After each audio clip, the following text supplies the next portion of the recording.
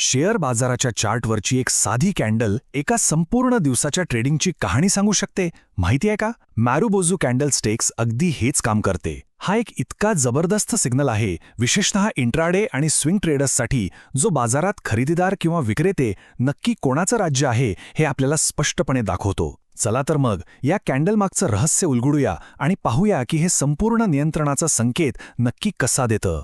आजच्या या चर्चेमध्ये आपण सगळ्यात आधी मारुबोझूची खरी ओळख करून घेणार आहोत.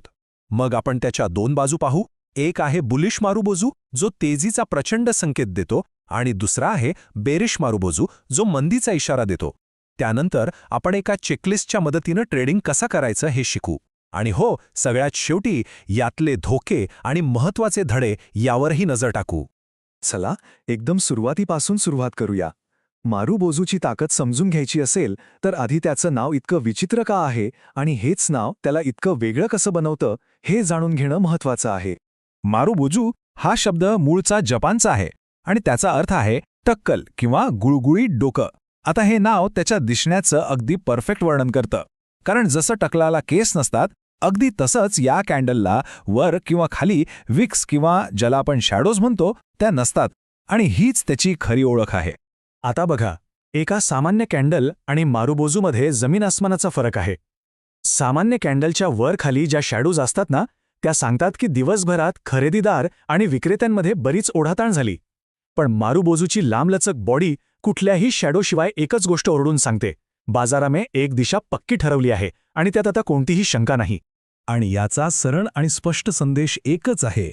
त्या एका ट्रेडिंग सेशनमध्ये एकतर खरेदीदार किंवा विक्रेते हेच बाजाराचे राजे होते. त्यांनी संपूर्ण खेळावर आपलं वर्चस्व गाजवलं. ही बाजारातील एकतर्फी विजयाची आणि दृढ विश्वासाची निशाणी आहे. चला तर मग आता आपण मारुबोझूच्या पहिल्या प्रकाराकडे वळूया, बुलिश मारुबोझू. हा बाजारातील प्रचंड खरेदीचा उत्साह आणि सकारात्मकता दर्शवतो. बुलिश मारुबोझू ओळखणं तर अगदी सोपं आहे. याची बॉडी लांब आणि हिरवी असते, पण खरी गंमत त्याच्या रचनेत आहे.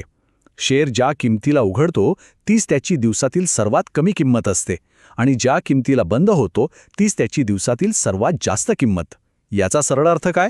खरेदीदारांनी पहिल्या मिनिटापासून ते शेवटच्या मिनिटापर्यंत बाजाराला खाली येऊच दिलं नाही. निव्वळ खरेदी. हा सिग्नल सर्वात जास्त प्रभावी कधी ठरतो माहितीये? विचार करा की एखादा शेअर सतत खाली पडतोय आणि एका महत्त्वाच्या सपोर्ट लेवलजवळ येतो. सपोर्ट लेवल म्हणजे अशी जागा जिथून शेअरला याआधी अनेकदा आधार मिळाला आहे. अशावेळी जर बुलिश मारुबोझू दिसला तर तो एका मोठ्या बदलाचा संकेत असू शकतो, म्हणजे मंदी संपून तेजीची सुरुवात होण्याचा संकेत. तर मग यावर ट्रेड कसा करायचा? स्ट्रॅटेजी तशी सोपी आहे. कॅन्डलच्या हाय पॉईंटच्या वर खरेदी करा आणि लो पॉईंटच्या खाली स्टॉप लॉस लावा. टार्गेटसाठी पुढची रेझिस्टन्स लेवल शोधा. पण एक गोष्ट कायम लक्षात ठेवायची: कोणतीही स्ट्रॅटेजी 100% नसते. त्यामुळे स्टॉप लॉस हा आपला सर्वात चांगला मित्र आहे. तो आपल्याला मोठ्या नुकसानीपासून वाचवतो. चला आता नाण्याची दुसरी बाजू पाहूया. बुलिश मारुबोझूच्या अगदी विरुद्ध बेरिश मारुबोझू, जो बाजारातील प्रचंड विक्रीचा दबाव आणि भीती दाखवतो. बेरिश मारुबोझू म्हणजे बुलिशचा जुळा भाऊ, पण स्वभावाने अगदी विरुद्ध. याची बॉडी लांब आणि लाल रंगाची असते. येथे शेअर ज्या किमतीला उघडतो तीच त्याची दिवसातील सर्वात जास्त किंमत असते, आणि दिवसभर फक्त विक्रीचा मारा सहन करत तो दिवसाच्या सर्वात कमी किमतीवर बंद होतो. हे स्पष्टपणे दाखवतं की विक्रेत्यांनी खरेदीदारांना डोकं वर काढायची संधीच दिलेली नाही. यावर ट्रेड करण्याची रणनीती ही तितकीच स्पष्ट आहे. कॅन्डलच्या लो पॉईंटच्या खाली विक्री करा आणि हाय पॉईंटच्या वर स्टॉप लॉस लावा. टार्गेट पुढच्या सपोर्ट लेवलवर ठेवा. प्रत्येक ट्रेडमध्ये शिस्त आणि योग्य नियोजन हेच यशस्वी ट्रेडरचं खरं लक्षण आहे. हे एक उत्तम उदाहरण आहे. 21 नोव्हेंबर 2024च्या निफ्टी 50 चार्टवर एक स्पष्ट बेरिश मारुबोझू तयार झाला. पण फक्त कॅन्डलकडे पाहू नका, त्याचवेळी खाली व्हॉल्यूम बारकडे नजर टाका. व्हॉल्यूममध्ये झालेली ती मोठी वाढ या विक्रीच्या दबावाला दुजोरा देत आहे. जेव्हा कॅन्डल आणि व्हॉल्यूम एकत्र येतात तेव्हा तो सिग्नल खूपच शक्तिशाली बनतो. आता आपण एका अत्यंत महत्त्वाच्या टप्प्यावर आलो आहोत. फक्त एक पॅटर्न पाहून ट्रेड करणं म्हणजे डोळे झाकून गाडी चालवण्यासारखं आहे. यशस्वी ट्रेडिंगसाठी पुष्टीकरण किंवा कन्फर्मेशन हे खूपच गरजेचं आहे. जसं की थिंक मार्केट्स म्हणतं, मारुबोझू पॅटर्न 100% विश्वासार्ह नाही. आणि हे अगदी खरं आहे. व्यावसायिक ट्रेडर्स कधीही एका सिग्नलवर अवलंबून राहत नाहीत. ते नेहमी वेगवेगळ्या साधनांचा वापर करून आपल्या निर्णयाची खात्री करतात. आणि हीच गोष्ट एका व्यावसायिक आणि नवशिका ट्रेडरमध्ये फरक निर्माण करते. म्हणून कोणताही ट्रेड घेण्याआधी स्वतःला हे काही प्रश्न नक्की विचारा. काय व्हॉल्यूम नेहमीपेक्षा जास्त आहे? ही कॅन्डल एखाद्या महत्त्वाच्या सपोर्ट किंवा रेझिस्टन्स लेव्हल जवळ तयार झाली आहे का? बाजाराचा मोठा ट्रेंड माझ्या ट्रेडच्या दिशेने आहे का? आणि RSI किंवा MACD सारखे इंडिकेटर्स काय सांगत आहेत? जेव्हा यापैकी बहुतेक प्रश्नांची उत्तरं हो असतील तेव्हाच तो ट्रेड अधिक विश्वासार्ह ठरतो.